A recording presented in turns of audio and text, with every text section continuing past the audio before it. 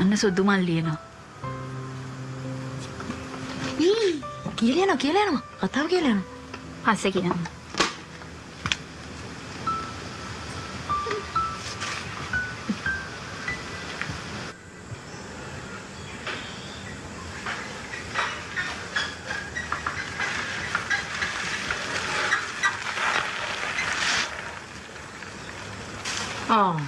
මේ සුදු අයියා නෙවෙයිනේ. ඉක්කු අයියානේ ඇවිත් තියෙන්නේ. මොකද මේ අද කාලෙකට පස්සේ අතින් කටින් හැම එල්ලගෙන සඳල් මල්ලි මායි පොලේ ගියා. මේ මල්ලි තමයි කියවේ බටු එක ගෙදරට දෙන්න කියලා.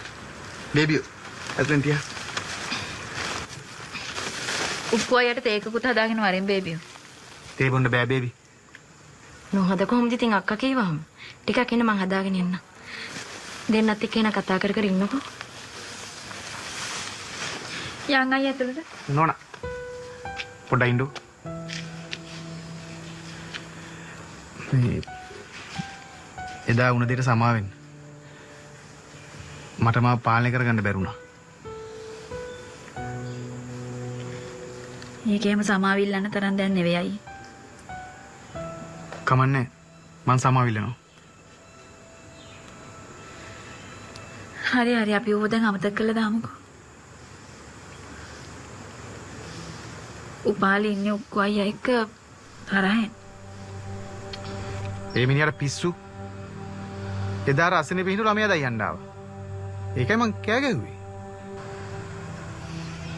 හොය මිනිස්සුන්ට දෙයක් කියලා තේරුම් ගන්න බෑ උක්කු අයියේ. සුදු මල්ලිට කියනවනේ උපාලි ගෙදර ඉන්න වෙලාවක ඇවිල්ලා කෑම ටිකක් කාලා යන්න කියලා. නැත්තම් ඔය මිනිහා ඕකම කියවින්දේ. නෝනා. මම යන්න. තේ ටිකක් බීලා යන්න. දැන් එපා. යන්න. උක්කු අයියේ. ඔය ආපහු මෙහාට එනකොට ඔය වගේ බඩු මලු නම් උස්සන් එන්න එපා හොඳේ. උපාලි දැනගත්තොත් මං කිව්වේ මම නෙවෙයි. සඳෙව් මල්ලි තමයි. සුදු මල්ලි දන්නේ නැහනේ මං නෙළුම් අල කන්නාසයි කිය.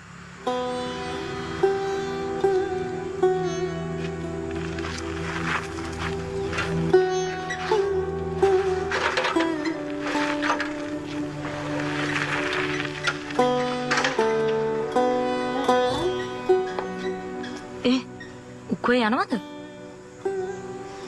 දැන් ඔබ තේ හැදුවද? තේ බොන්න පුළුවන් දානේ මේ ගිනි මහ දවල්. මේ මට හිතා ගන්න පුළුවන් එදා මොකද්ද වෙන්නේ නැත්තේ කියලා. ඔබට හිතා ගන්න පුළුවන්ද? එනගිලා දාපන් පත්තරේ.